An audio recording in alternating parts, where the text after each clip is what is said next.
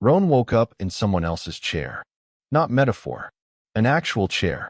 Heavy, carved, black wood, gold trim, dragon bone armrests because of course they were dragon bone.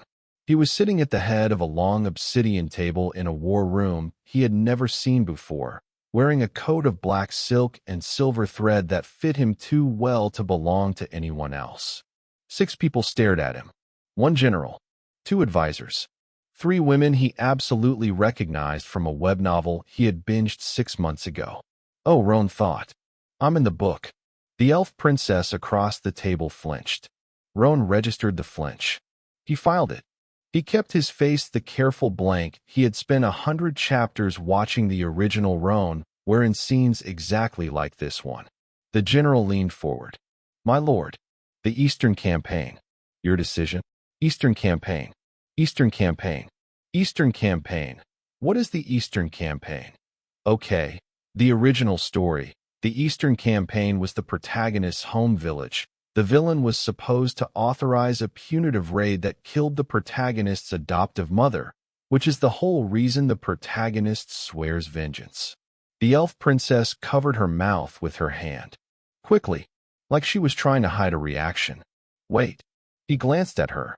She was looking at the table. Her ears were red. The general was waiting. Roan leaned back in the carved chair. He let one finger tap the dragon bone armrest. The original Roan had done this in Chapter 41, deciding whether to execute a captured spy. The motion read, on the audience, as deliberation. He needed time. He had nothing. He had to give an answer that didn't get him killed by his own staff and didn't start the chain reaction that put a prophesied hero on his doorstep in 8 months. All right. Default move. Stall. The Eastern Campaign, he said, in a voice that came out lower than expected, is not a decision for this table. I will give it personally to General Vask after the survey returns from the foothills. Dismissed. The general blinked. The survey, my lord? Was there a survey? Make there have been a survey. The one I ordered last week. Ah. The general bowed. Of course, my lord. My apologies. I will await the survey's return. The general filed out. The 2 advisors followed. Roan stayed in the carved chair and watched them go. The 3 women did not go. They sat at the far end of the table, Lyrian the elf princess on the left, Saint Mira in white robes in the middle, Lady Vex of the southern court on the right. The original story's harem. The protagonist's 3 eventual wives. Currently, by the timeline, all 3 of them were Roan's political hostages. All 3 of them were staring at him. Lyrian's ears were still red. Okay. Let me think. Lyrian made a small noise, like a startled hiccup. Roan looked at her. She looked at the table. Her hands were folded very precisely in her lap. She heard that. Lyrian made another small noise. She just heard that too. Lyrian's hands tightened. Saint Mira, the healer, turned her head very slowly toward Lyrian, then back to Roan. Her brow furrowed. The faintest crease. The kind of woman who had been taught from age for to never show emotion in court allowed herself when something had genuinely surprised her. Lady Vex, the noble, was the last to clock it. She was halfway through reaching for a glass of water on the table. Her hand stopped mid-reach. 3 heads. 3 faces. All 3 carefully blank. All 3 listening. Roan sat very still. He let exactly one thought form in his head, slowly, like dripping ink onto paper. If you can hear this, please touch your nose. The elf princess touched her nose. A heartbeat later, the saint touched her nose. Half a second after that, Lady Vex touched her nose, then immediately tried to make it look like she had been adjusting her hair. Roan kept his face blank. Inside his head, he screamed. Chapter 1. The Diagnostic. He dismissed the 3 of them with the standard line his memory of the book provided. The prisoners will return to their quarters under guard. The next interview is at the 7th bell, and walked, at a perfectly even pace, out of the war room and down the corridor and up 2 flights of black stone stairs and into the private chambers of the demon Marquis of the Northern Marches. He closed the door. He locked the door. He sat on the bed. He put his face in his hands. Okay, he told himself. Okay. Inventory. Inventory, inventory, inventory. He pulled the inventory out of his memory of the book, one piece at a time. Body, Marquis Roen Halvenstein. Age 26. Third son of a fallen noble house. Raised in the Demon King's personal guard. Awarded the Northern Marches at 19 for the small specific act of personally killing his older brother, the previous Marquis, at a court banquet on the Demon King's orders. Combat capability, very high, mid-silver in the book's tier system. Cultivation specialty, Shadowblade. Public reputation, cold, cruel, witty in the way knives are witty. Original story role, secondary antagonist. The protagonist's nemesis from Chapter 90 to Chapter 200. Beheaded at Chapter 207 in front of the entire imperial court. Death scene. Protagonist drives the holy sword through Roan's chest. Roan smiles. Says one final cryptic line about, "You don't know who you really are, boy." Falls. Beheaded by Saint Mira at the imperial court's direction. Time remaining until that scene. Approximately 11 months. All right. He took his face out of his hands. He looked at the wall. The wall was a hung tapestry, black and silver, the Halvenstein crest, a downward-pointing sword wreathed in thorns. All right. Major variable. The three heroines could hear his thoughts. This was not in the book. Was this in the book? He flipped through what he could remember. No. Nothing. The book had not had a thought-reading element. Lyrian was an elf with mid-tier nature magic. Mira was a saint with healing and light affinity. Vex was a noble with a small specific charm magic gift she used for negotiations. None of them had red minds. None of them. Something had changed. He stood up. He paced. He thought. Deliberately. The most boring thought he could construct. Apples are a fruit. Bread is made of flour. The sky is blue when there are no clouds. He listened. Nothing reached him back. Of course, nothing reached him back. He didn't have mind powers. They just heard him. Okay, he thought. Test parameters. Were they hearing him right now from up here? Hello, he thought, very deliberately. If any of you can hear this from your quarters, Lyrian, touch your face the next time we're in the same room. Mira, hold a glass of water with both hands. Vex, ask for tea instead of wine at the next dinner. One per person. Distinct signal. He waited. He had no way of knowing if they'd heard. He had to wait for the next meeting. He kept pacing. If they could hear his thoughts from distance, limited or unlimited, he didn't know which yet. This was the most dangerous situation he had ever been in. 3 of the most politically active women in the kingdom were currently listening to a transmigrator panic in real time about being a villain in a book. If even one of them figured out what he was, the original story's timeline broke immediately. Either she told the protagonist's faction and they accelerated the war, or she sold him to the Demon King's court. And the Demon King was, in the book, the kind of monster who would extract every drop of his soul to figure out what reincarnation was. Okay, worst case, they figure out who I am, the entire continent realigns against me. I die in 3 weeks instead of 11 months. Best case, I can manage this. He sat down at the writing desk. He thought, carefully. If you can still hear this, Lyrian, Mira, Vex, I know you can hear me. I am not going to hurt you. I have no idea why this is happening. I am going to keep talking to you in my head sometimes because I am, frankly, terrified. And you are now the only people in this castle who know anything I'm actually thinking. We are going to figure this out together. If any of you trust me even a little bit, give me the signals at dinner. He paused. He added one more thought. Also, please don't tell anyone. He went to bed. He did not sleep. Chapter 2. The Dinner. The Northern Marches Marquis dined publicly at the 7th bell with his 3 political hostages and 4 members of his senior staff. The dining hall was long, black marble, lit by candle chandeliers. The original Roan had, by the book's descriptions, used dinner as a small specific theater of cruelty. He would compliment the hostages on their beauty and then casually mention which family member of theirs had died most recently in the war. He would order dishes he knew Lyrian was allergic to and watch her refuse to eat. He had once made Vex sing a song from her childhood in front of the staff just to watch her cry. It was, by the book's text, the scene most readers had quoted in reviews as why Roen needed to die. The new Roen sat at the head of the table and decided he was not going to do any of that. The kitchen brought in the first course. He watched the three women take their seats.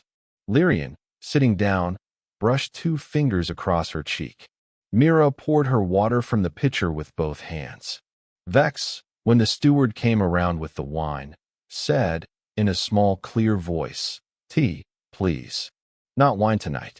The steward bowed and went to fetch tea. Roen kept his face blank. Okay, he thought, very privately. That's 3 confirmations. They can hear me from at least the distance of their guest rooms to my private chambers. They got the dinner instructions. They are choosing to cooperate. At least for now. Lyrian took a small sip of her water. Mira folded her hands in her lap and looked at her plate. Vex picked up her teacup. The senior staff, all 4 of them, registered exactly nothing. They started eating. Roen made polite conversation about the survey from the foothills, the survey he had invented that morning, which he would need to actually order tomorrow, and ate his soup. He thought, between sips, Lyrian, you're allergic to the cinnamon. The duck is going to have cinnamon glaze. Push it around your plate, but don't eat it. I'll change the kitchen orders starting tomorrow. There will not be cinnamon at this table again. Lyrian's spoon paused, very briefly, on the way to her mouth. She resumed eating. Her cheeks were faintly pink. Mira, the kitchen is using a cleansing oil on the carving board that has a trace of holy warded ash in it. It's not enough to hurt you, but I know it irritates your hands when you handle the plates after. I'll have the board replaced tomorrow. Myra's hands, in her lap, gripped slightly tighter. Vex, you hate fish. I have no idea why the kitchen serves fish at 4 out of 7 dinners. Tomorrow I'm rewriting the weekly menu. You should have 1 fish dinner, not 4. Vex's teacup paused. She set it down. She looked at her plate. She looked at it for almost 5 seconds. Roen ate his soup. The senior staff continued to register exactly nothing. He spent the rest of the dinner having the most boring conversations he had ever had in either of his lives, about the Foothills survey, about the Eastern campaign's logistics, about the imperial taxation schedule, and he carefully, on a deliberate schedule of approximately 1 thought per minute, sent the 3 women a small specific stream of mundane, useful, considerate observations. Lyrian, the chair you're in is the worst one at the table. The right rear leg is half an inch shorter than the others. I'll have it replaced. Mira, the embroidery on your robe is loose at the left cuff. I noticed when you reached for the bread. Tell your handmaid. Vex, your earring is about to fall out. Press it. Vex pressed her earring. She caught herself doing it. She glanced down the table at him. He kept his face blank. She looked away. For the rest of dinner, none of the 3 women looked at each other. But all 3 of them, when the dessert course was cleared and they rose to leave, paused at the doorway.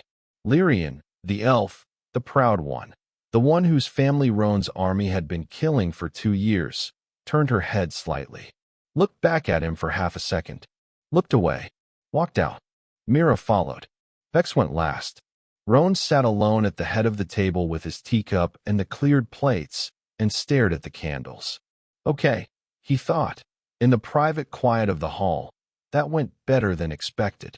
Tomorrow I have to actually run a Marquis. Without dying. He stood. He went to bed. He did not sleep this night either, but for different reasons. Chapter 3. The General. The Marquis of the Northern Marches had a problem. The problem was that the Demon King, the actual antagonist of the original book, the one who was scheduled to be killed by the protagonist in chapter 312, was, at this moment, expecting Roen to file a quarterly atrocity report. A quarterly atrocity report was exactly what it sounded like. By the book's lore, every demon marquis was required to submit, for times a year, a list of the small specific acts of terror they had personally committed across the previous 3 months. Razed villages, public executions, mass conscriptions. The Demon King reviewed the reports and ranked the marquises by tonnage. The lowest-ranked Marquis each year was executed by the Demon King personally to encourage the others. Roen's deadline was in 11 days.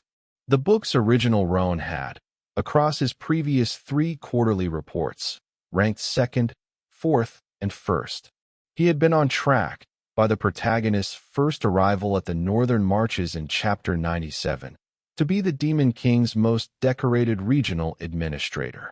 The new Roen had a list of 0 atrocities to report. He sat in his study at the second bell of morning and looked at the empty parchment on his desk. General Vask knocked on the door. Roen called him in. The general entered, bowed, sat in the chair across the desk.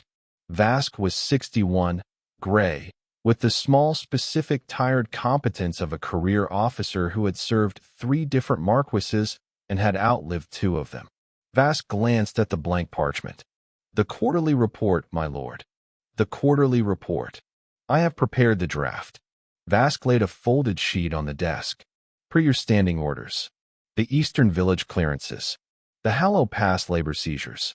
The interrogation of the captured cleric. The dispersal of the Southern refugee camp. The acquisition of the Vurick silver mine through the small specific persuasion of the Vurick family's heir." Roen unfolded the draft. The draft was 4 pages of crisp military prose describing 6 months of horrors. Acquisition through small specific persuasion meant Roen had personally tortured a 16-year-old to sign over his family's mining claim. The book had described the scene in a flashback Roen had skimmed past because it had made him want to put the book down. Roen folded the draft. He looked at General Vask. He thought, carefully, in the privacy of his own head, knowing the 3 women in their guest quarters 2 floors down could hear him. "All right, anyone listening, I am about to lie to my own staff officer in a way that, if it goes wrong, gets me a small specific quiet poisoning in my sleep. If you have any thoughts, signal me at lunch." Out loud, to Vask, he kept his voice perfectly level. "Vask, burn the draft." Vask blinked. "My lord, burn it. The quarterly report this quarter is going to be different." A long pause. Vask, very carefully, "Different, my lord." "Different." Roen tapped the dragon-bone armrest of his chair. The deliberation gesture. He let Vask wait for it. "The Demon King is, I have come to assess across the past 3 months of court correspondence, losing the political center of the inner council. The Pale Marquis and the Silver Duke have, on my reading, been quietly building a coalition against him. The Demon King's response, when he detects the coalition, will be a small specific purge of the marquises who have, in his recent assessment, become too publicly successful at the standard atrocity ranking. Too high a ranking will attract his suspicion. Too low a ranking will attract his contempt. The optimal position for this quarterly report is, by my read of the political winds, the middle of the pack. Not the top, not the bottom. The middle." Vask sat very still. "The middle, my lord. The middle. You will redraft the report.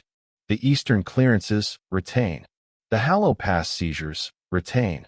The cleric interrogation, retain but downgrade the severity by approximately 30%. Describe it as productive but inconclusive. The Southern refugee dispersal, omit entirely. We will reframe that as a routine border management action in the standard administrative report instead. The Vurick silver mine acquisition." Roen kept his face still. "Omit. Restructure the silver mine paperwork to show the acquisition as a voluntary sale from the Vurick heir with full market compensation. Backdate the paperwork. Pay the Vurick heir from my personal accounts. I want him alive, paid, and quietly placed at a small specific country estate where the imperial inspectors will, if they ever look for him, find him content." Vask had not moved during the entire instruction. A muscle in his jaw worked. "The silver mine acquisition is approximately worth 9,000 gold imperials a year, my lord. It is. You are paying that, plus retroactive compensation to the Vuric heir from your personal accounts. I am. May I ask why? Roen leaned forward. He let his hands rest on the desk. He let his voice drop to the small, specific quiet that the original Roen had used when he was about to say something the listener would never forget. Because, Vask, the imperial court is going to take it from me in 3 years anyway. The Vuric silver claim is, in the imperial registry, a contested holding that the Marquis has been administering only because the previous Vuric patriarch failed to file the renewal paperwork at the standard 10-year cycle. The heir can refile the paperwork at any time. When the heir refiles the paperwork, which he is going to do, the moment he turns 18, in 2 years and 4 months, the imperial court will recognize his claim. The Marquis will lose the mine, and the Marquis will, in addition, face a public investigation into the small specific method by which the previous administrator acquired the mine. The investigation will name me. The investigation will damage the Marquis's standing. The political cost of the investigation, 3 years from now, will exceed the operational value of the mine across the same 3 years. The math, Vask, is unfavorable. He paused. He watched Vask's face. Vask was thinking. The small, specific, careful thinking of a career officer who had been served by 3 Marquises, exactly 0 detailed financial analyses of an operational decision, and was now being served one. Vask said, slowly, "You are managing the political timeline 3 years out. I am managing the political timeline 3 years out. The quarterly report's middle pack positioning. Same logic. The Demon King's purge, if it comes, and I will tell you my honest reading at the next council, but I have been watching the court for 3 months, and I am 90% certain it is coming. We'll eliminate the top-ranked Marquises first. We do not want to be in the top 3 this quarter. We want to be in the 7th through 9th range. Solid. Reliable. Not interesting." Vask was silent for a long count. He picked up the draft from the desk. He folded it back into thirds.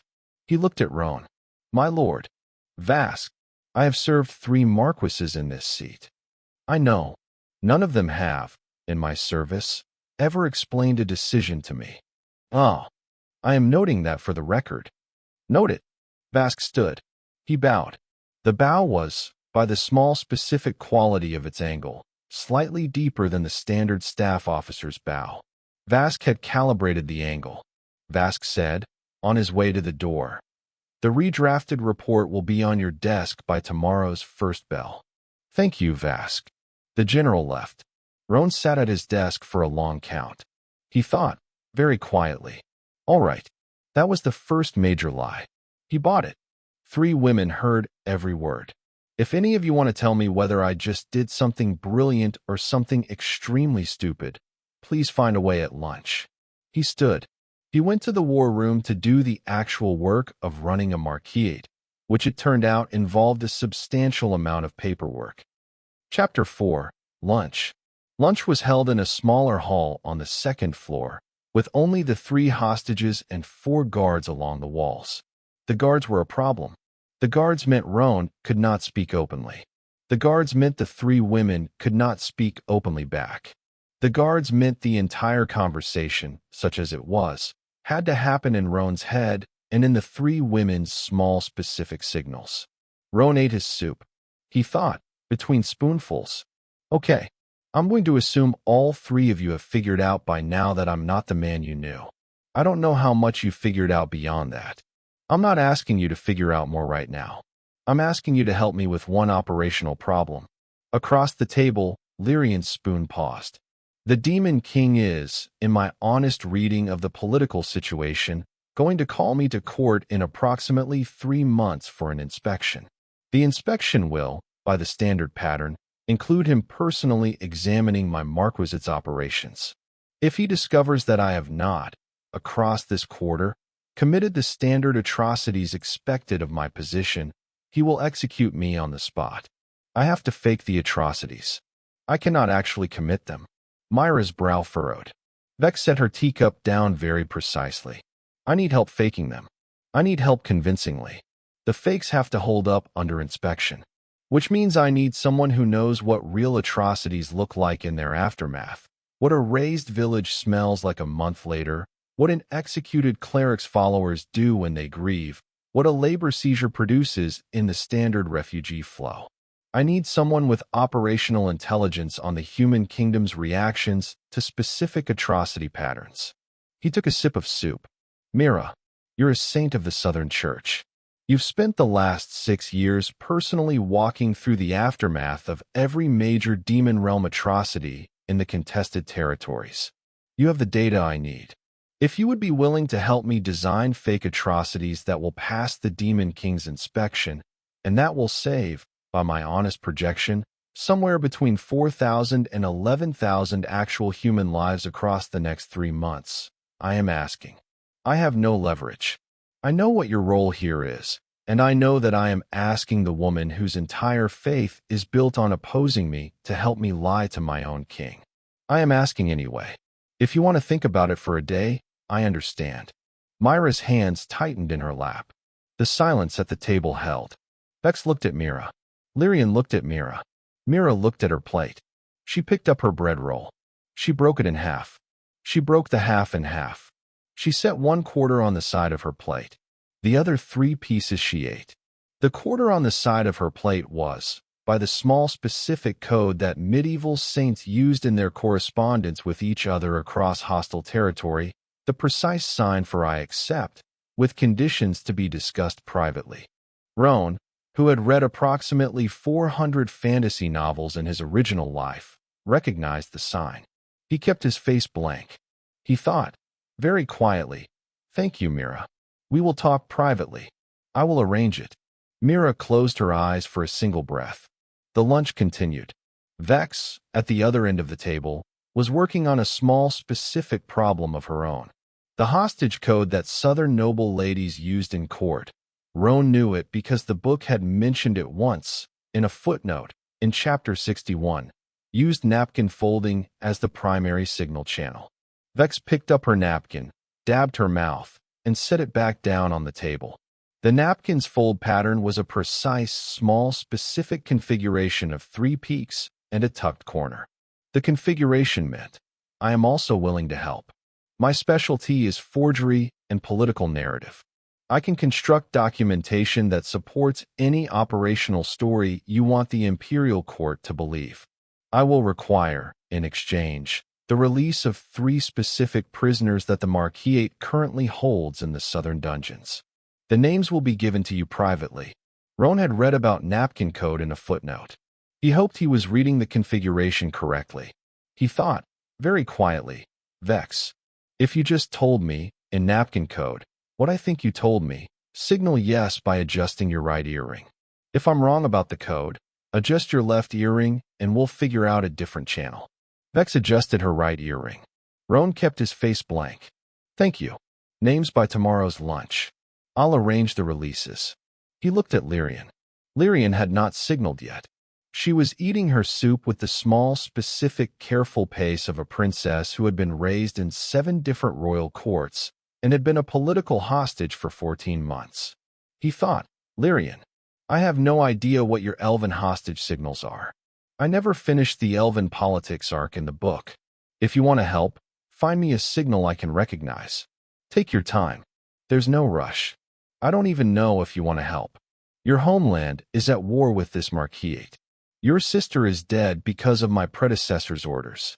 I don't expect you to forgive any of that. I am also not asking. I am just letting you know that I see you. I know who you are, and I am sorry. For all of it. I'm so sorry. Lyrian's spoon stopped moving. She set it down on the edge of her bowl. She sat very still for a count of 3 breaths.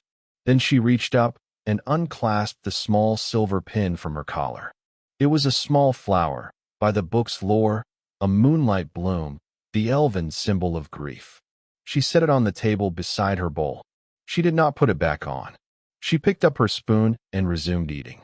Roen did not, in the original Roen's memory, know what setting the grief pin on the table meant in elven hostage protocol. He suspected, by the specific weight of the gesture, that it meant something. He thought, I don't know what that means, but I see you doing it. Thank you. Lyrian took another spoonful of soup. One single tear slipped down her cheek. She did not wipe it. The lunch continued. The guards at the walls registered exactly nothing. Chapter 5. The Reading.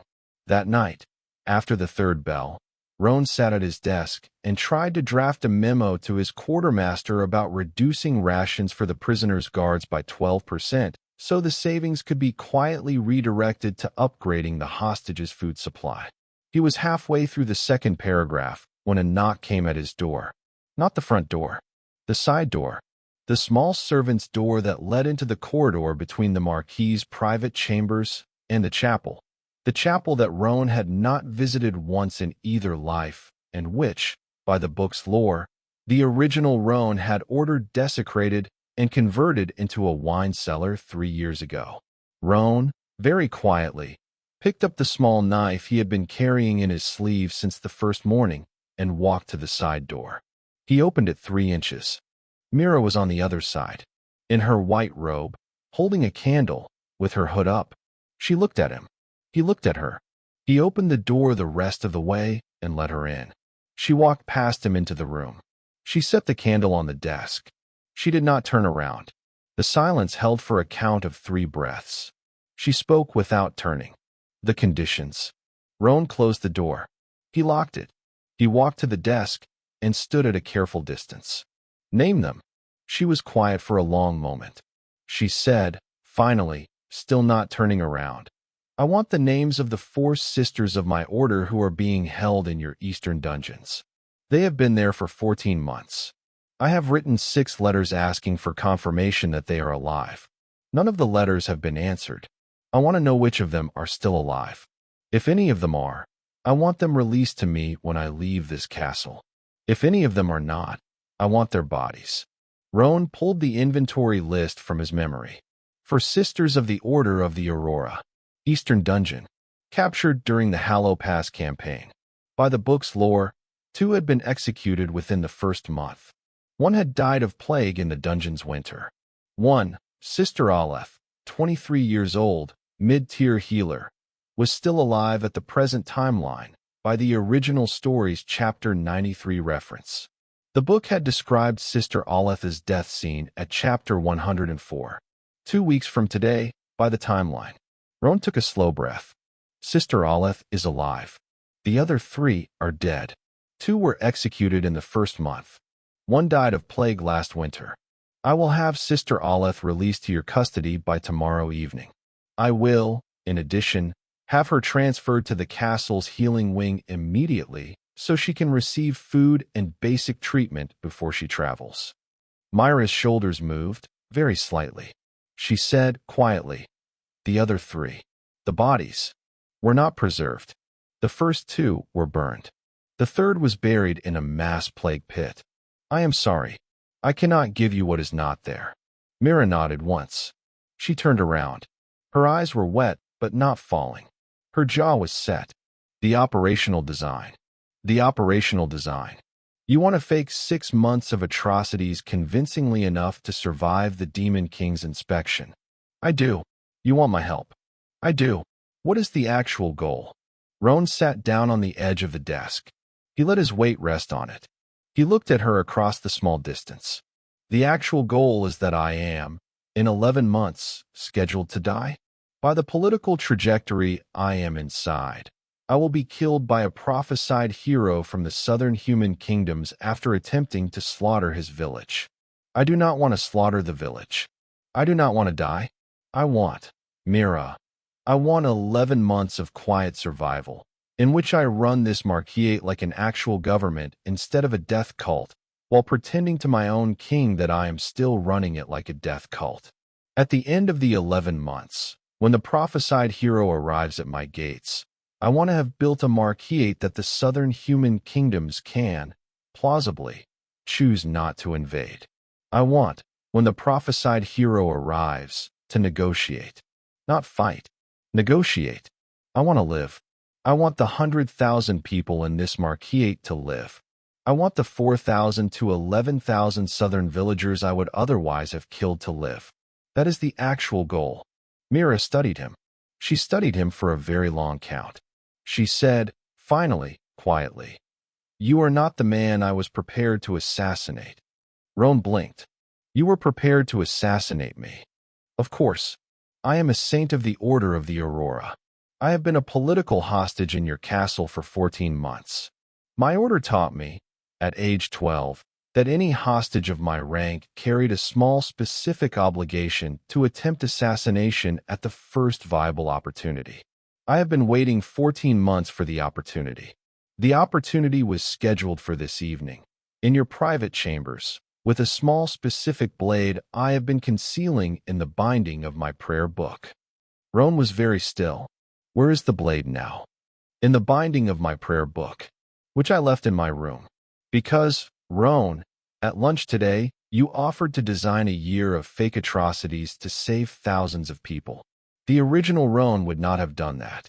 I do not know who you are. I am, in this moment, choosing to find out before I assassinate you." Roen sat with this. He laughed. It was a small, dry, real laugh. The first laugh of his new life. "Mira, thank you for not assassinating me." "You are welcome. Is the assassination still on the table if I do something you disapprove of in the next 11 months? "It is still on the table. The conditions for its activation are now more complex. I will tell you them as they evolve." "Fair." She allowed herself the smallest possible smile. It lasted perhaps a third of a second. It was the first emotional expression he had ever seen on her face in either life. She sat down in the chair across his desk. She set her hands in her lap. "The operational design. Walk me through what you have." He walked her through what he had. They worked across the next 4 hours. By the third bell of the morning, they had a draft.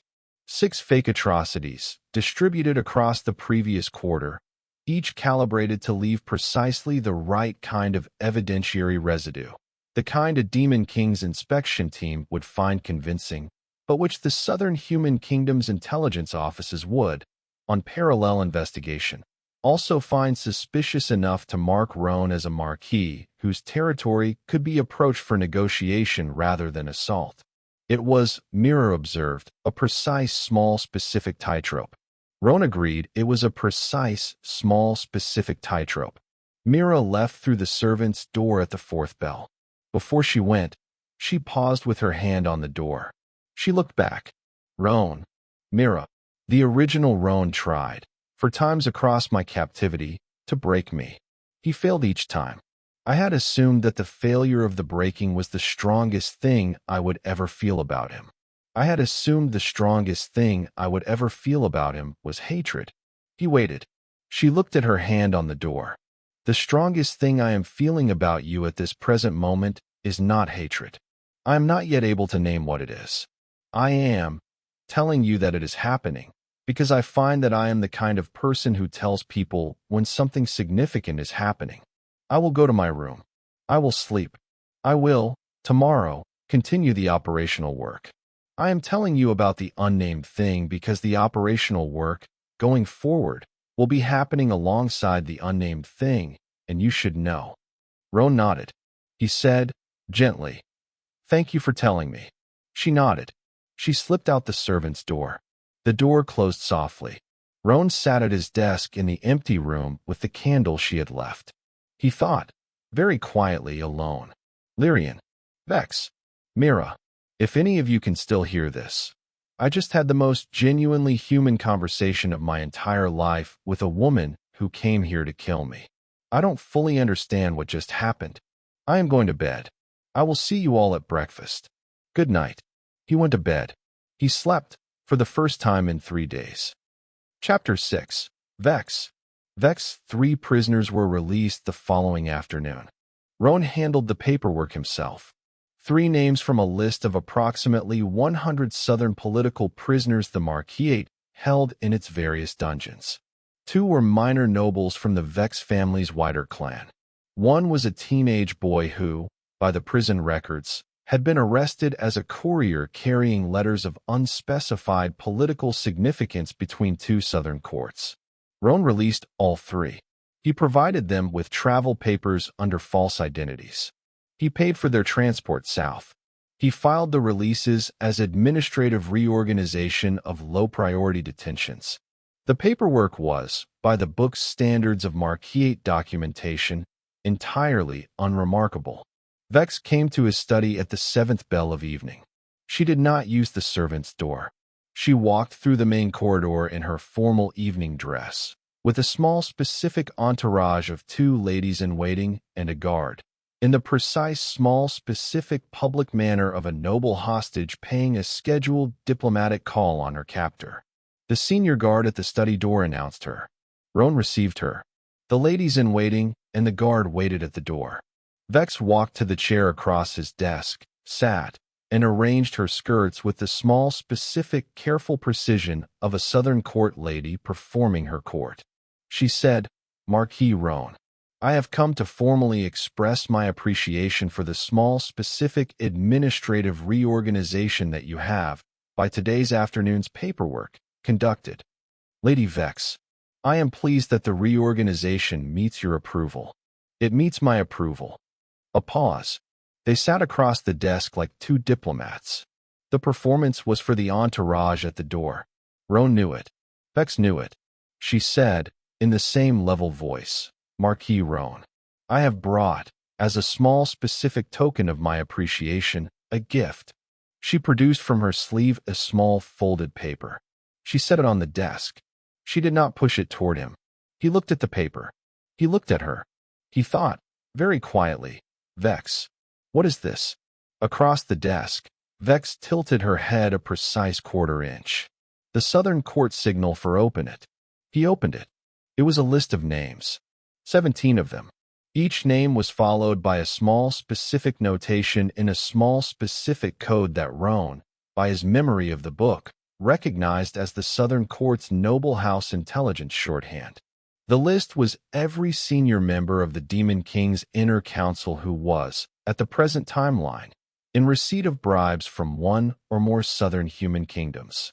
The list was, by his quick read of the notation, current as of approximately 3 weeks ago. The list was the kind of intelligence that, if Roen could authenticate it, would let him predict every major inner council vote across the next year. He looked up at Vex. She was watching his face. He thought, very privately, "Vex, this is the most valuable single piece of paper in this castle right now. You have just handed me the entire inner council's political vulnerability map. Why are you giving this to me?" She tilted her head another 1/4 inch. "The Southern Court signal for because I want you to win." He kept his face blank. He folded the paper. He put it in the inside pocket of his coat. He said, "Level, for the entourage, Lady Vex. The gift is gracious. I will treasure it. I am pleased that you find it gracious. I wish to express my appreciation in turn. Is there any further matter on which I could be of service to your court?" A long pause. Vex said, very carefully, in the small specific tone of a Southern noble lady making a formal request, "Marquis Roen, there is one further matter. I have, across the past 14 months of my detention in this castle, been the small specific object of a small specific public assumption among your senior staff that I am, in the small specific evening hours, an additional service to your private quarters. The assumption has been false. The original Marquis Roen never required any such service of me. I have, however, lived with the public assumption for 14 months. The assumption has, by its small specific weight, damaged my standing in the Southern courts to a degree that my reputation, even on my eventual return, may not fully recover. I am, Marquis, asking, formally, that you publicly correct the assumption. A single small specific public statement that I have not been the object of any such private service. The statement would, in the Southern court's political calculation, fully restore my standing. The statement would cost you nothing. I am asking." Roen looked at her across the desk. He thought, very privately, "Vex, the original Roen let people assume you were his bed warmer for 14 months, on purpose, because the public assumption was a small specific cruelty to you and your court. That's the kind of thing he did. I am, in this moment, going to do the precise opposite of that on the same scale. Out loud, for the entourage, Lady Vex. I will make the public statement. I will make it tomorrow morning at the first court session. I will make it personally. I will, in addition, draft a small specific formal letter of apology to the Southern Court for the public assumption's existence. The letter will be signed by my own hand. It will be carried south by official diplomatic courier under the Marquis's seal. The letter will arrive at the Southern Court approximately 3 weeks from tomorrow. Vex did not, at the words, change her expression. Her hands, in her lap, very slightly tightened on the fabric of her skirt. She said, level, for the entourage, Marquis. I had not expected such a full response. Lady Vex. The original assumption was, by my own honest reading of it, a small specific cruelty that was beneath the Marquis's institutional dignity. The correction is not generosity. It is overdue. She looked at her hands in her lap. She said quietly, Thank you, Marquis. Thank you, Lady Vex. The gift you have given me is, by my honest reading of its content, substantially more valuable than the cost of the letter and statement. I had hoped it would be. It is. She rose. She curtsied, the small, specific, deep curtsy of a Southern noble lady acknowledging an unexpected courtesy from a foreign court. She walked to the door. She paused there. She turned her head, half toward the entourage, half toward him. She said, in a voice the entourage could hear, the small, specific, stylized phrasing of a court closing, Marquis Roen. I find that I have, by this evening's small, specific exchange, revised my assessment of the political landscape. I will, in the days following, conduct additional small, specific reassessments. I look forward to our continued small, specific diplomatic engagement. The entourage bowed at the formal closing. She walked out. The door closed. Roen sat at his desk. He took the folded paper out of his coat. He laid it flat. He read all 17 names again. He thought quietly, Mira, Vex, Lyrian, if you can hear this, I am, this evening, in possession of a list that lets me play the inner council for the next 12 months like a fiddle. I have, separately, set tomorrow morning to publicly clear Vex's reputation in the Southern courts at a small specific political cost that the original Roen would have, in the same scenario, considered insane. I have, separately, agreed with Mira on a precise small specific operational fakery design that will keep the Demon King off our backs for a quarter. The three of you have, in the small specific space of 48 hours, become the most useful political allies I have ever had in either life. He paused. He added, more quietly, I am, separately, having a feeling I do not know how to name. About all three of you. I do not, yet, know what to do with the feeling.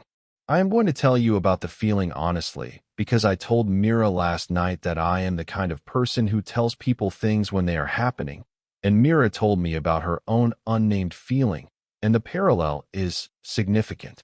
The feeling I am having is a small specific affection that does not, on my honest accounting, belong to the original Roen and does not belong to my own previous life either. It is, by my honest description, the feeling of a person who has, across the past 48 hours, met 3 women who are each, in their own way, the most operationally and personally remarkable individual he has ever talked to. The feeling is not, yet, an attachment. It is a recognition. I am telling you about the recognition because the original Roen's life, here, would not have made room for the recognition, and I am, Mira, Vex, Lyrian, not going to live the original Roen's life. I am going to make room for the recognition. What you do with that information is your own choice. I will continue, in the day-to-day operational work, to behave exactly as I have been behaving. I will not, in any way, push the recognition on any of you. I am telling you it exists. He folded the list. He put it back in his coat. He went to bed. In the Elven Princess's guest quarters, Lyrian sat on the window seat with her knees pulled up to her chest, looking at the moon. She had not spoken aloud in 15 hours. She did not know what to do with what she was hearing. She had, across the past 48 hours, listened to a man think. She had listened to him think about how to keep her alive, about how to keep her from being humiliated at dinner, about how to redesign a kingdom's worth of military atrocities into non-existence, about how to save 4,000 to 11,000 southern villagers she had never met and would never meet, about how he was sorry, in the small, specific, particular way her own people understood sorry, for her sister. She had heard him say, in his own thoughts, the precise, small, specific phrase her own grandmother had taught her to listen for from a stranger in a foreign court. I see you, I know who you are, and I am sorry. The phrase was, in Elven hostage protocol, the small, specific phrase a captor used when the captor was no longer a captor. The original Roen had never used that phrase, could not have used that phrase, did not, in his entire vocabulary, possess the cultural knowledge to construct the phrase. This Roen had used it. She did not know who he was. She did not, at this present moment, want to assassinate him. She wanted, at this present moment, to talk to him. She wanted to talk to him alone, in Elven, about her sister, about her people, about the war, about what he was, about why his thoughts sounded like the thoughts of a person rather than the thoughts of a Marquis. She could not, by every protocol of her detention, request a private audience. But she could, by a small specific Elven custom that the Marquis's protocols did not, by their non-Elven nature, know to forbid, leave a small specific marker outside her door indicating that she wished, in the small specific Elven hostage tradition, to speak in the language of birds. The marker was a small specific arrangement of 3 pebbles. She had 3 pebbles in the pocket of her robe. She had been carrying them, in case, since her arrival. She stood. She walked to her door. She knelt. She placed the 3 pebbles in the small specific arrangement on the threshold. She closed her door. She went back to the window seat. She waited. Roen, in his private chambers, registered Lyrian's thought. He had not, until this moment, realized he had been able to hear her thoughts. He had assumed the channel ran one direction. It did not, apparently, run one direction. It ran both. He had been broadcasting since day one. Now, in the small specific quiet of his late-night room, with his guard down and his attention quieted, he could hear them broadcasting back. He sat up in bed. He listened. He heard, in 3 different voices, 3 different small specific quiet streams of thought. Lyrian, in the Elven tongue he did not speak, but which the original Roen's body had been forced to learn during a small specific captive language tutorial 6 years ago, was thinking about her grandmother's teaching.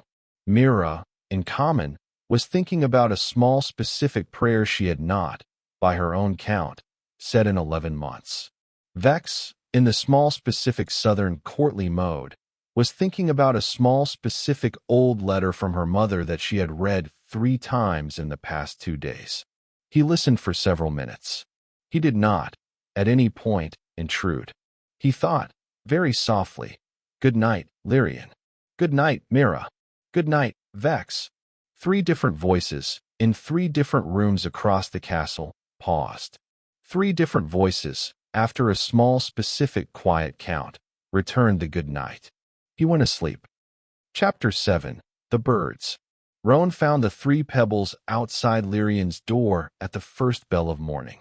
He had, across the past 2 hours, between waking up and the morning bell, read every piece of Elven cultural lore the original Roen's memory contained. He had found, in the small specific corner of the memory marked Halvenstein-Sylvanan border protocols, the precise small specific reference to the 3-pebble marker. The marker meant, "I request a private conversation in the small specific Elven mode that the southern human kingdoms call the language of birds, in which no political content of the conversation may, by Elven custom, be used against either party in any future political proceeding." It was, in Elven culture, the only protocol available between a captive elf and her captor in which honest conversation was permitted. It was, also, the protocol by which elves selected a small specific category of conversational partner that elven culture considered worth more than the war. The original Roen, by his own internal records, had never received the three-pebble marker from any elven hostage. By the book's lore, no elven hostage had given the marker to any non-elf in the past 200 years. Roen stood in the corridor outside Lyrian's door and looked at the three pebbles for a long count. He bent. He picked up the three pebbles. He placed them in a small specific configuration of his own. Pebble 1 to the left of the original spot, Pebble 2 to the right, Pebble 3 on top, forming a small specific triangle pointing east. The new configuration meant, by the same elven protocol, your request is accepted. The conversation will be held at the small specific eastern alcove of the chapel ruin at the first hour of evening on the next moonless night. I will come alone. You will come alone. The conversation will be in the language of birds. He straightened. He walked to the war room to start the day's work. The next moonless night was 3 days away. Roen used the 3 days. On day 1, he made the public announcement clearing Vex's reputation. He made it personally, at the morning court session, in front of approximately 90 members of the Marquis's senior staff and the visiting representatives of 3 smaller, human noble houses who were in the castle for routine border negotiations. The announcement caused, in the room, a small specific quiet ripple of surprise. The representatives of the 3 human noble houses registered the announcement. By the end of day 1, by Roen's quiet projection, the announcement was on its way south through 3 independent diplomatic channels. On day 2, he signed the apology letter to the Southern Court. He had it sealed under the Marquis's official seal. He sent it south by official diplomatic courier. On the same day, in the afternoon, he sat with Mira in the private study and finalized the operational design for the quarterly atrocity report. Mira had, across the previous 2 days, produced a small specific catalog of the precise, small specific evidentiary residues that the Demon King's inspectors would, on standard inspection patterns, look for. The catalog included precise specifications for everything from the chemical residue of village burning, to the small specific scuff patterns on a public execution scaffold, to the small specific demographic distribution of refugee flows from a labor seizure. Roen had, across the same 2 days, produced, from his memory of the book and from the original Roen's intelligence office, a small specific list of the locations where each fake atrocity could be staged with the highest probability of passing inspection without anyone actually being harmed. By the end of day 2, they had the full operational plan. The plan would cost, by Roen's careful estimate, approximately 1,400 gold imperials of his personal accounts to execute. The plan would, by the same estimate, save somewhere between 7,000 and 11,000 human lives across the next 3 months. The math was favorable. On day 3, Roen wrote a small specific personal letter to Sister Aleph, who was now installed in the castle's healing wing, eating regular meals, and by Myra's quiet daily reports, recovering well. The letter was an apology for the 14 months of her captivity. The letter was signed by Roen personally. The letter was delivered by Myra's hand. Sister Aleph, by Myra's later quiet report to Roen at the 3rd evening bell, read the letter 3 times. She did not, in the reading, speak. At the end of the 3rd reading, she had said, quietly, to Mira, "This is not the Marquis who held me." Mira had said, quietly, "No, sister, it is not." Sister Aleph had said, "Is it safe?" Mira had said, "I am, at present, choosing to find out." That was day 3. The 4th night was the moonless night. Roen put on a plain dark coat, no Marquis insignia, no house crest, no rank markings, and walked, at the first hour of evening, through the small specific servants' corridors to the chapel ruin on the castle's western side. He arrived at the eastern alcove. The alcove was a small specific stone niche in the chapel's broken wall, lit by a single candle that the chapel keeper had, by some small specific habit of 40 years' duration, continued to light every night despite the original Roan's order that the chapel be desecrated. Lyrian was already there. She was sitting on the alcove's small specific stone bench. She wore a simple gray traveling cloak over a plain linen dress. Her hair was loose. She had no jewelry. She had no insignia of her royal house. She had come, by the small specific elven protocol, as a woman rather than as a princess. Roan had come, by the same protocol, as a man rather than as a marquis. The protocol was, by every elven cultural reference Roan had read across the past 3 days, the protocol of equals. He sat down on the bench beside her. He left a small specific careful distance between them. He spoke first, in common, because he did not speak elven, and the protocol's language of birds referred not to the actual elven tongue, but to the small specific mode of honest exchange. He said, quietly, "Lyrian." She turned her head to look at him.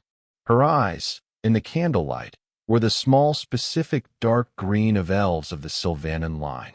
She said, in equally quiet common, "Roan." The conversation that followed lasted 4 hours. It was, in every honest measure either of them could apply across the rest of their lives, the most significant conversation of either of their lives. They talked about her sister, about the small specific way her sister had died 3 years ago in a Halvenstein cavalry raid on the southern border that the original Roan had personally authorized, about the small specific quality of the grief that her people experienced when an elf died in a foreign land without the elven rites, about how Roan, the new Roan, had not authorized the raid, had not been the person who killed her sister, but inhabited the body of the man who had, and how he carried, by inheritance, the weight of that authorization in a way that he did not entirely know what to do with. She told him that he could not, by elven theology, ever be entirely free of the weight. He said that he understood. She told him that there was, however, a small specific elven practice for carrying weight that one had inherited rather than earned. The practice was called moonlight keeping. It involved a small specific quiet daily ritual that the practitioner conducted alone, in which the practitioner spoke to the dead of those they had inherited harm from, and, by speaking to them, carried their names across the years until the practitioner's own death. She offered to teach him the practice. He accepted. They sat in the alcove and she taught him the small specific opening phrase, which she sang quietly in Elven and which translated, by her own translation, "As I see you, even though I never met you, and I will carry your name." He sang it back, in Elven, badly. She corrected his pronunciation. He sang it again, less badly. She corrected it once more. By the 5th time, he could sing the phrase in passable Elven. Her sister's name, by her teaching, had been Lyrial. He sang the phrase with her sister's name in it. She wept, very quietly, beside him on the bench. He did not, at any point, reach for her. She did not, at any point, ask him to. The grief was hers to carry. He was carrying his own. After a long count, the weeping stopped. She wiped her face with the corner of her cloak. She said, very quietly, in common, "Roan.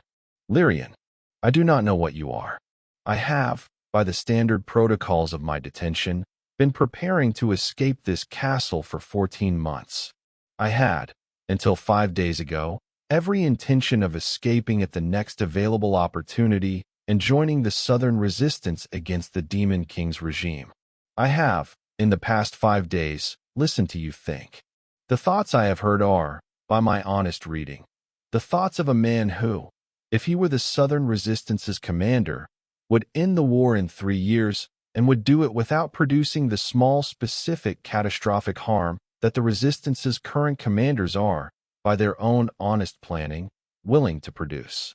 I am, Roan, in this small specific moment, not certain whether I would prefer to escape this castle or whether I would prefer to remain in it." Roan looked at her. He said, gently, "Lyrian, you should escape. The resistance needs you. Your court needs you. Your remaining sister needs you. I will, if you ask me to, arrange your escape personally. I will provide you with a small specific traveling party of trusted hands, a small specific set of false papers, and a small specific safe route through 3 of my own border garrisons. You will be at the southern court within 20 days. She looked at him. She said, very quietly, Roen. Lyrian, what I am asking you, in the language of birds, is not what you would arrange for me. I am asking what I would prefer. He sat with this.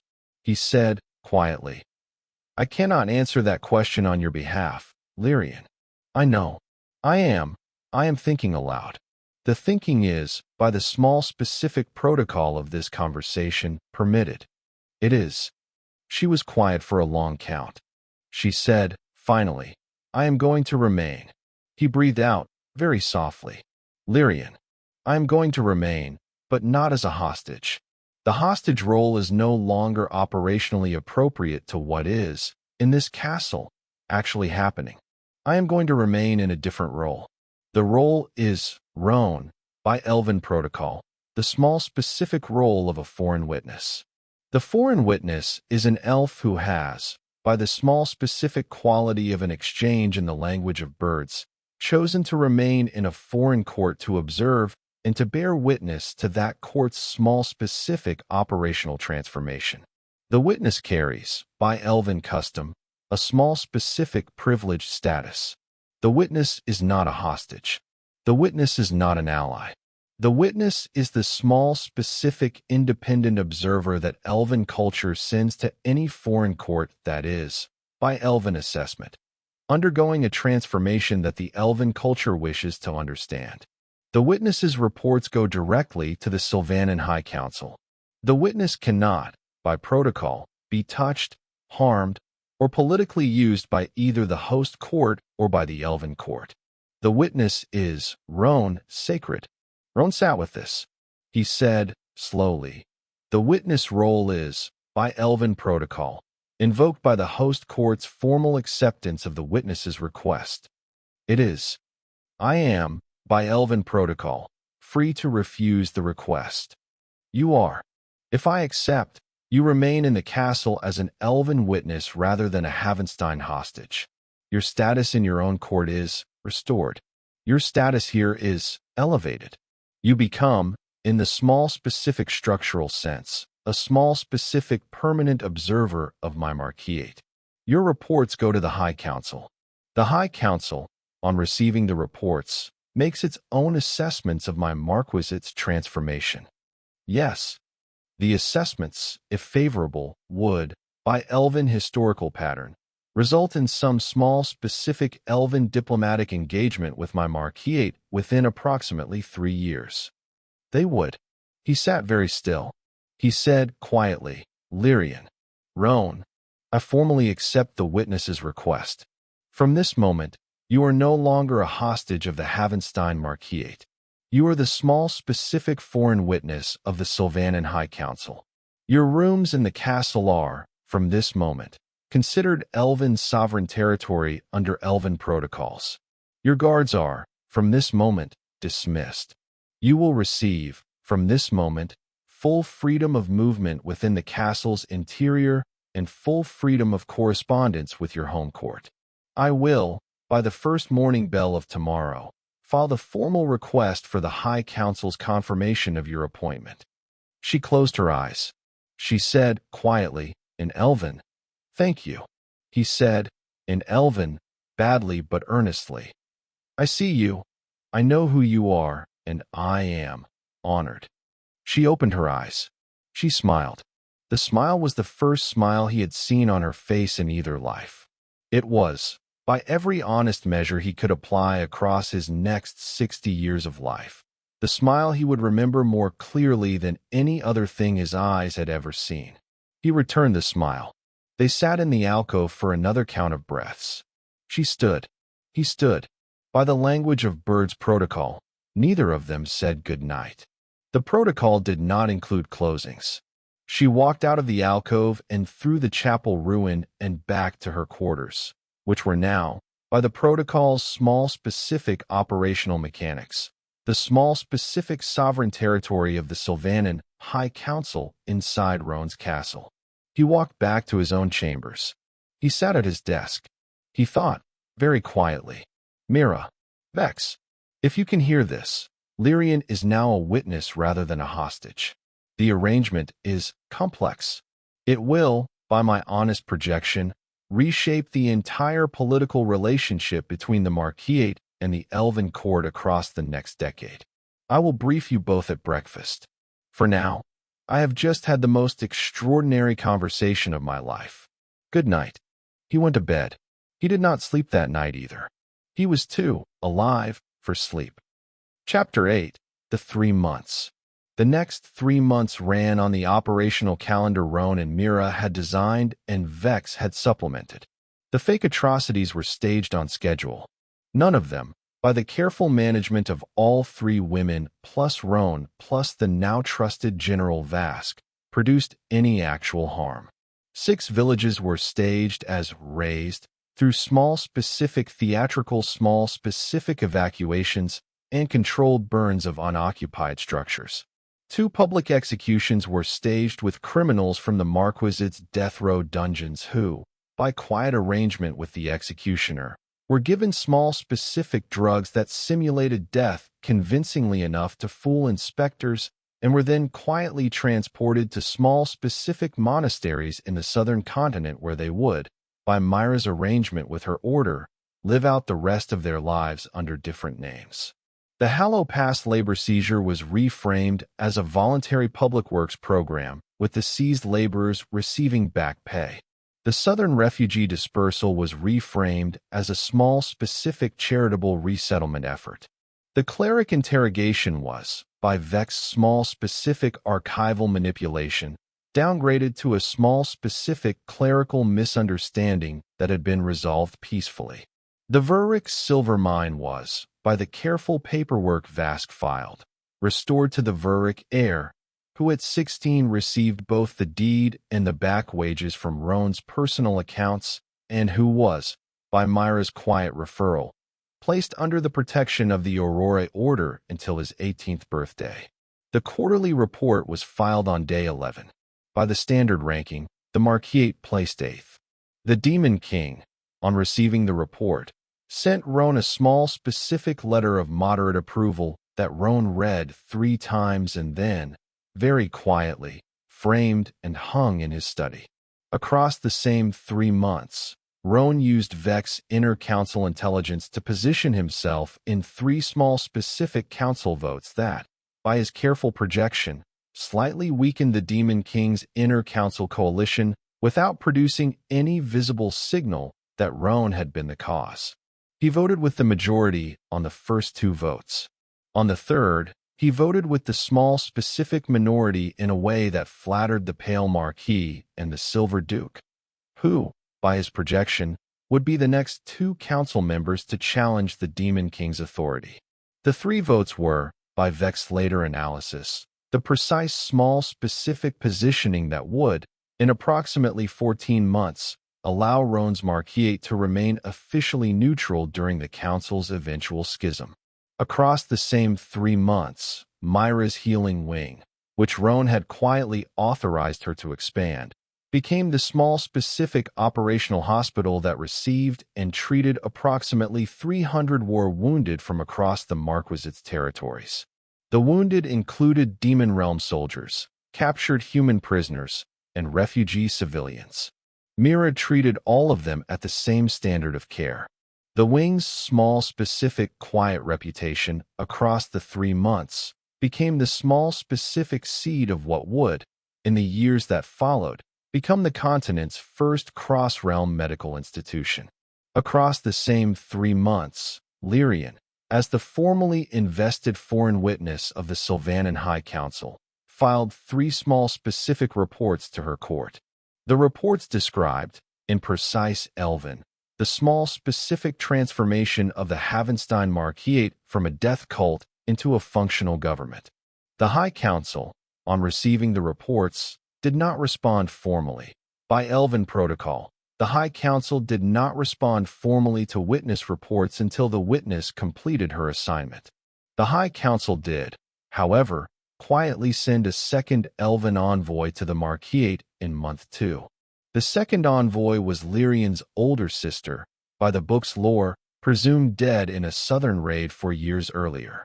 She was, on her arrival at the castle's gate at the 8th hour of evening on the second month's day 18, not dead. She had been, by her own report to Lyrian across the next 4 hours of private elven conversation, captured by Southern Human Kingdom's agents during the raid 4 years ago, and held as a small specific high-value diplomatic asset in a small specific Southern court. She had been recovered by the High Council's intelligence agents 3 months ago. The High Council had, on her recovery, briefed her on Lyrian's witness assignment and had dispatched her to support Lyrian's role. She arrived at the castle as the small specific secondary witness.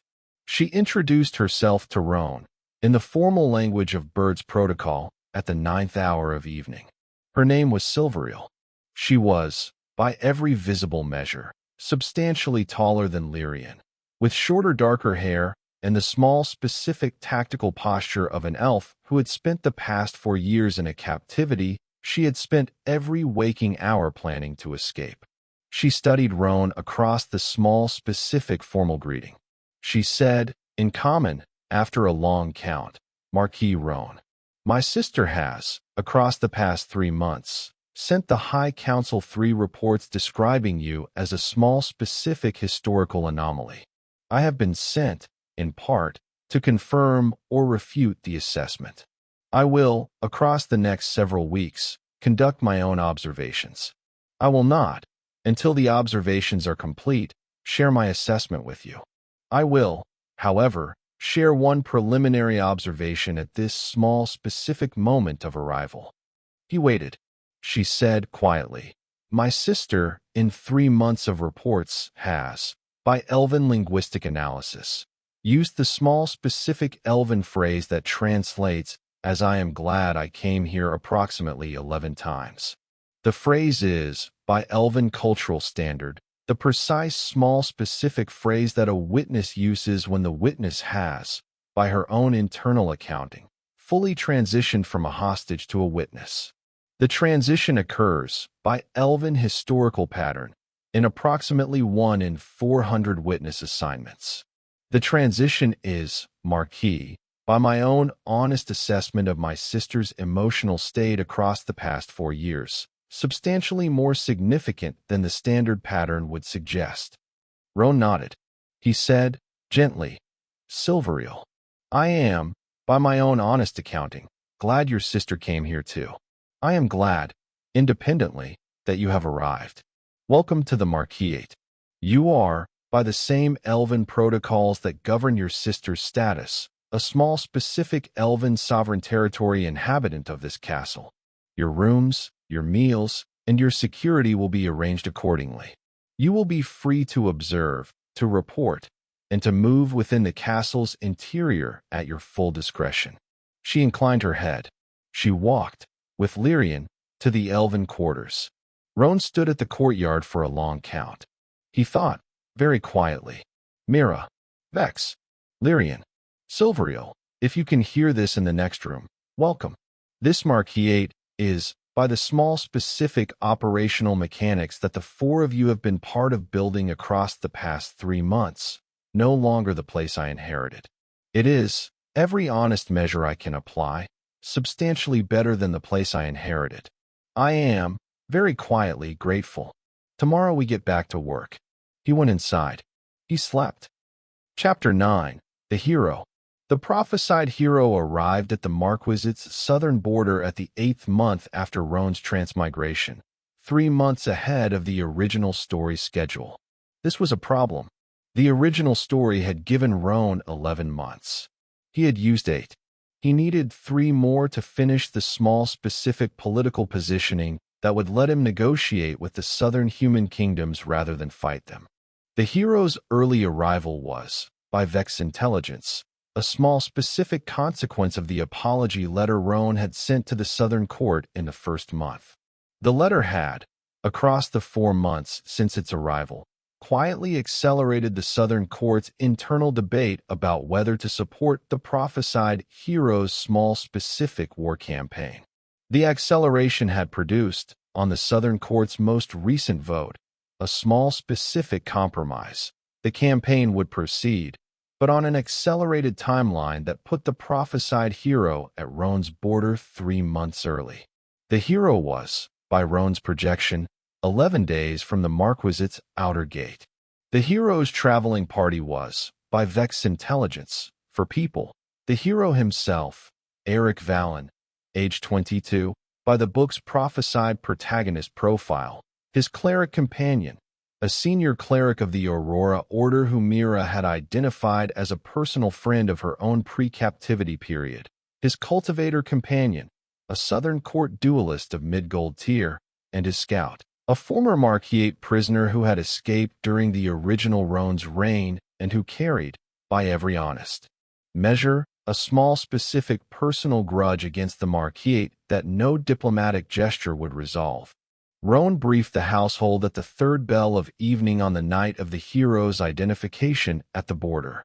The household was, by that point, the 4 of them, Mira, Vex, Lyrian, Silveriel, plus General Vask, plus Sister Aleph, who had remained at the castle's healing wing after her recovery, plus Myra's senior cleric assistant who had been transferred north for the medical work. The 8 of them sat at the small specific round table in Roan's private study.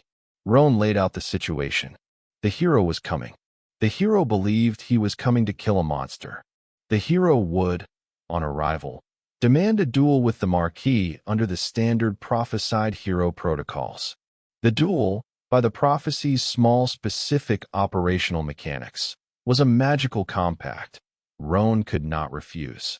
If Roan refused, the prophecy would, by its own small specific cultural enforcement, mark him as a small specific cosmic coward and would, across the next several years, quietly transfer the prophesied hero's blessing to the next nearest acceptable target, who, by the book's lore, would be the Pale Marquis.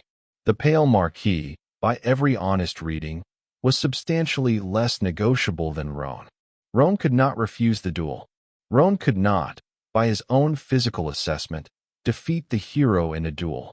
The hero was, by the prophecy's cultivation pattern, scheduled to enter gold tier on his small specific awakening at the duel's moment of climax. Roan, at mid-silver, would not survive the awakening. Roan needed to win the duel, without killing the hero, without dying, without breaking the prophecy. This was, by Myra's small specific analysis, a precise small specific impossible problem. The table sat with the impossibility for a long count. Lyrian spoke first. She said, quietly, in common, Roan, the prophecy, what does it actually require? He pulled the prophecy's text from his memory of the book. He recited it. And in the 8th month of the Northern Marquis's 11th year of rule, the chosen of the South shall come to the Black Gate with the holy blade, and shall demand the Marquis's life in single combat, and the Marquis's life shall be forfeit to the chosen of the South, and the chosen shall claim the northern marches in the name of the southern courts, and the war shall end. The table sat with the prophecy. Vex said, slowly, the prophecy requires the Marquis's life. It does not require the Marquis's death. The table looked at her. Vex said, the Southern Court's poetic tradition uses life and death as distinct concepts. Life in the prophecy's small specific phrasing refers to the small specific operational political existence of the Marquis as a sovereign authority, not to the small specific biological existence of the Marquis as a person. The prophecy is, by my honest reading, in Southern courtly poetry, requiring the Marquis's sovereignty to be forfeit, not his life. Roan sat very still. He said, Vex, Roan, you are reading the prophecy as, the Marquis must lose his sovereignty to the chosen of the South, who claims the northern marches in the name of the southern courts. I am. The prophecy can be satisfied if I surrender my sovereignty to the hero without dying. It can.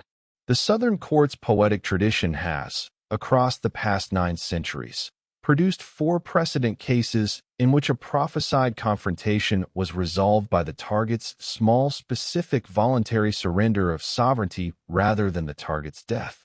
In all 4 precedent cases, the prophecy was considered fully satisfied by the small specific surrender.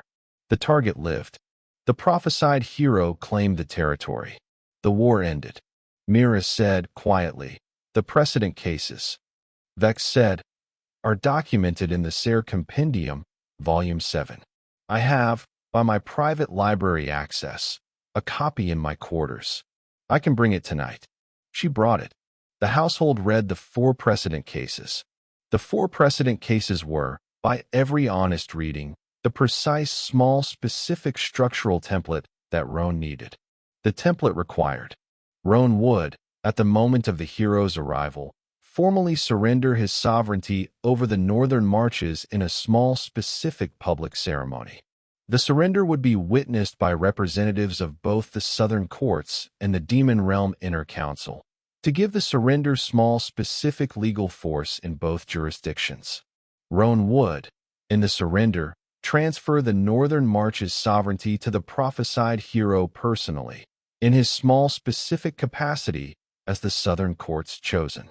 The prophesied hero would, on receiving the sovereignty by the small, specific traditional protocol of the southern courts, immediately offer to administer the territory under the Marquis's existing administrative framework, with the original Marquis serving as a small, specific advisor under the hero's authority. Roen would accept the advisor role. The war would, by every measure of the 4 precedent cases, end. The household read the template 3 times. Silveriel said, quietly, "The prophesied hero must agree to the surrender's small, specific ceremonial structure." Vex said, "He will." The prophecy's compulsion runs in both directions. The hero is, by the prophecy's small, specific cultural enforcement, also bound to accept any small, specific resolution that satisfies the prophecy's literal language. He cannot, by the same enforcement, refuse a surrender that satisfies the prophecy's literal language and conforms to a documented precedent. To refuse would mark him as a small, specific cosmic coward. The household sat with this. Roen said, very quietly, "Vex, you just saved my life." Vex looked at her hands in her lap. She said, "The Southern Court's poetic tradition has, across the past 9 centuries, also documented a small specific custom regarding the post-surrender relationship between the original Marquis and the prophesied hero. The custom is, by the 4 precedent cases, that the original Marquis and the prophesied hero, after the surrender, by the small specific structural mechanics of their shared administration of the territory, develop within approximately 2 years a small specific working partnership in which the original Marquis's small specific operational competence is, by the prophesied hero's small specific honest assessment, recognized as the small specific necessary foundation of the territory's continued small specific peace. The small specific working partnership has, in all 4 precedent cases, resulted in the original Marquis's eventual restoration to a small specific senior administrative position with substantially more operational authority than the original Marquis had under the original sovereignty. Roen looked at her. He said, "Vex, Roen, you are telling me that, after the surrender, in approximately 2 years, I will be running this Marquis again, substantially more freely than I am running it now, under the prophesied hero's small specific endorsement. By every honest reading of the precedent, the prophesied hero would, in 2 years, by his own small specific assessment, conclude that the small specific piece requires my continued administration." Yes. The household sat in the small specific quiet of having found the exit. Roen breathed out, very softly. He said, "We execute." The household nodded. Chapter 10, The Surrender. The prophesied hero arrived at the Marquis's outer gate at the 3rd hour of afternoon on the 11th day. Roen received him personally, in formal Marquis robes at the outer gate. The hero was, by every visible measure, exactly the prophesied hero the book had described. 22 years old, tall, sun-haired, the small, specific, easy carriage of a young man who had been the chosen of the South since age 6 and had spent the past 16 years preparing for a single confrontation. He carried the holy blade at his hip. His 3 companions stood behind him. Roen bowed. The hero, by the small, specific Southern courtly protocol, inclined his head in return. Roen said, in the formal voice of a Marquis receiving a prophesied challenge, "Eric Valen, chosen of the South, you have come to my black gate with the holy blade.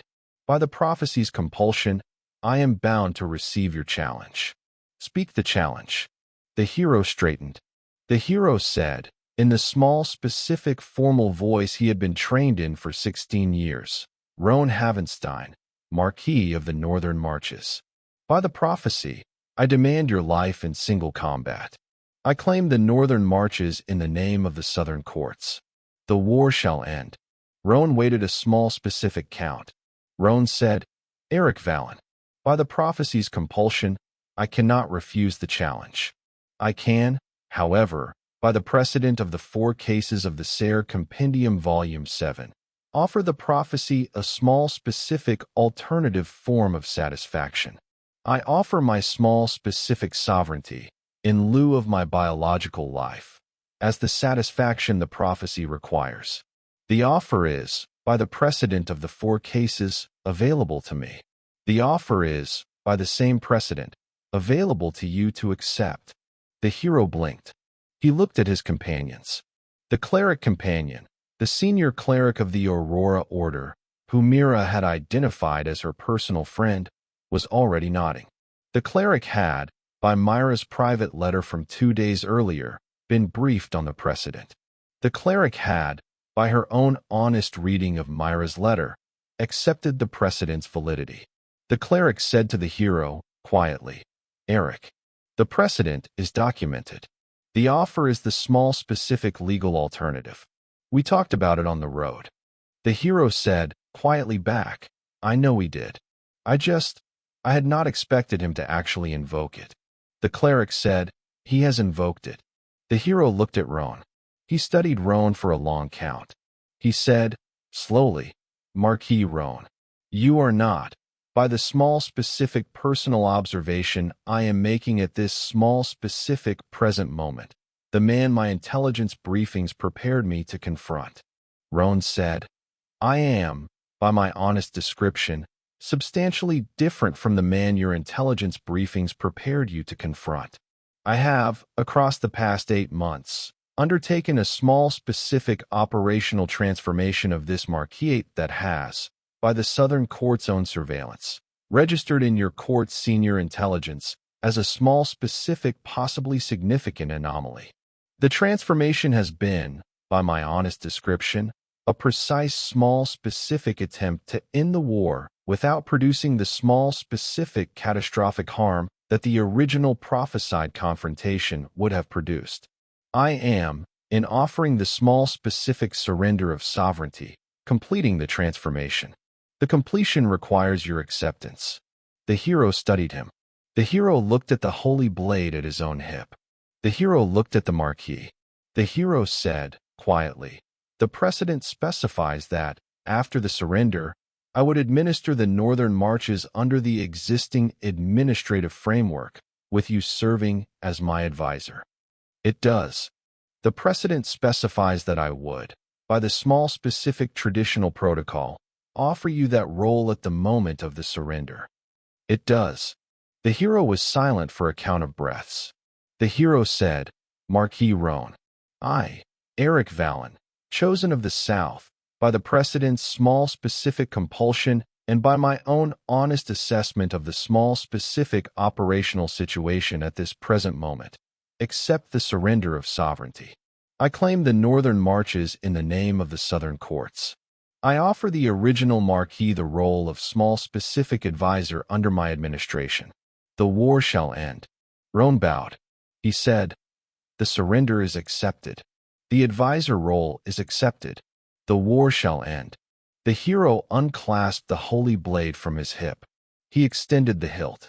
Roen, by the small specific protocol of the surrender ceremony, touched the blade's hilt with the small specific gesture of recognition that the southern courts called the touching of the chosen. The blade, which, by the prophecy's small specific magical mechanics, had been glowing with the small specific gold light of the chosen's awakening, dimmed. The prophecy was, by every magical measure in the small specific present moment, satisfied. The hero rebadged the blade at his hip.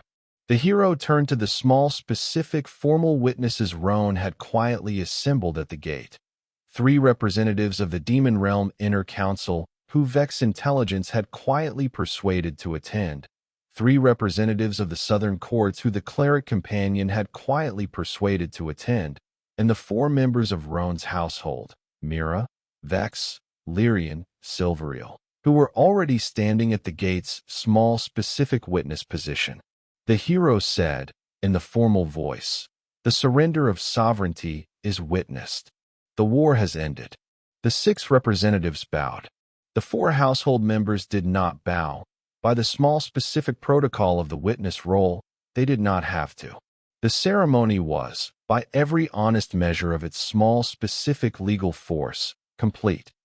Epilogue, 2 years later. 2 years after the surrender, the northern marches were, by every external measure, the most prosperous administrative region on the continent. Eric Vallon, as the small specific Southern Court's appointed administrator, had, across the 2 years, settled into the small specific working partnership that Vex precedent analysis had projected. The partnership had, by month 6, evolved into the precise small specific structural arrangement in which Eric handled the small specific public ceremonial duties of the administrator role while Roen, as the small specific senior advisor, handled the actual operational administration of the Marquis's day-to-day government. The arrangement worked. Eric was, by his own honest internal admission to Roen in a private conversation at the 18-month mark, substantially happier as a small specific ceremonial figurehead with a real social life than he had been as a small specific prophesied hero with a single small specific destiny. He had, across the 2 years, gotten engaged to a young noblewoman from the southern courts. He was, at the 2-year mark, planning a small specific honeymoon tour of 3 small specific southern coastal cities. Roen, as the senior advisor, was, by his own honest internal accounting, running the most operationally significant cross-realm administrative apparatus the continent had ever produced. The household, Mira, Vex, Lyrian, Silveriel, had, across the same 2 years, formalized into the small specific multi-party structural arrangement that, by every honest measure that any of them could apply, was the structural foundation of the Marquis's small specific operational success. The arrangement had been, by the household's own ongoing negotiation, formalized with full transparency, full mutual respect, and full acknowledgement that the structure had developed organically across the small specific shared operational and personal experiences of the past 2 years. The household's small specific personal dimension had, across the same 2 years, produced 3 children.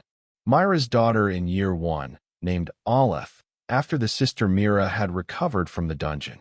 Vex's son in year 2, named Soren, after Vex's late father.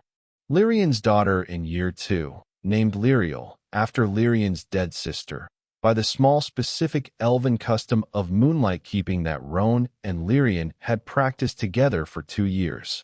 Silveriel, by her own honest preference, had not had children. She had, instead, assumed the small specific position of the household's senior diplomatic officer, conducting the small specific ongoing negotiations between the Marquis and the Sylvanan High Council. The negotiations had, by month 20, produced the first elven embassy to a non-elven court in 300 years. Silveriel was, by her own honest accounting, substantially satisfied with the small specific operational outcome. The 5 of them, Roen and the four sat on the small specific veranda of the Marquis' residence at the second hour of evening on the day of the 2-year anniversary of the surrender, watching the sunset. The 3 children were asleep upstairs. Eric Vallon was, by his own messenger, on his small specific honeymoon tour and would, by the standard mail schedule, return in approximately 3 weeks. Roen drank his tea. He thought, very quietly, Mira, Vex, Lyrian, Silverial, if you can still hear me, and I know you can, I am, at this small specific present moment, watching a sunset on a veranda with 4 women who are the most important people in my life across either of my lives. I do not, by every honest measure, deserve the present moment. I am, by the same measure, grateful for it anyway. I do not know what the future holds. I do know that, whatever it holds, I am going to spend it with the 4 of you, doing the small specific work that we have been, across the past 2.5 years, building. The work continues. He thought, more quietly. I love you. The 4 women, sitting around him on the veranda, were quiet for a count of breaths. Lyrian turned her head, very slightly, and looked at him. She smiled. It was the same smile she had given him in the chapel alcove on the moonless night 2.5 years earlier. She said, quietly, in Elven, "We hear you, Roen. We love you too." He understood, by his own painstakingly developed Elven across 2 years, every word. Mira reached over and put her hand on his. Vex sipped her tea and, very deliberately, smiled the small specific southern courtly smile that meant yes, indeed. Silverial, characteristically, said nothing, but inclined her head a 1/4 inch, in the small specific elven gesture that meant agreed. The sunset continued. The work continued. The northern marches, by every honest measure, were at peace. The continent, by every honest measure, was at peace. The 5 of them, by every honest measure, were at peace. And somewhere, in the small specific deep quiet of his own thoughts, Roen could still, even after 2.5 years of practice, hear the 4 of them thinking back. It was the quietest, fullest sound in either of his lives. And,